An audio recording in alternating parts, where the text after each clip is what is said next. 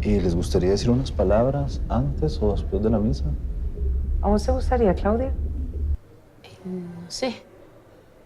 Es que como nos has mantenido fuertes y nos has apoyado, Está bien, tía, si usted quiere. creo que sería mejor al principio.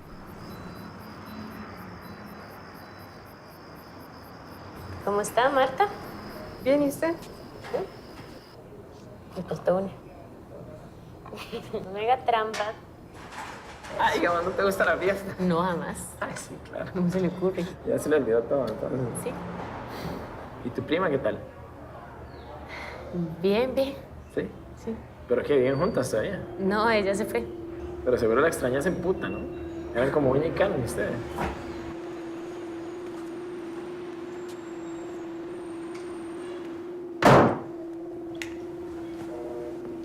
¿Y vamos a compartir el baño? ¿Qué? ¿Vamos a compartir el baño? Sí. Ok.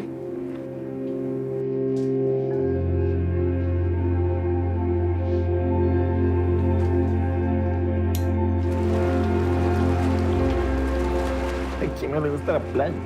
No sé, el calor, la arena. Ay, además hace tanto sol que como yo soy tan blanca, siempre quedo toda roja.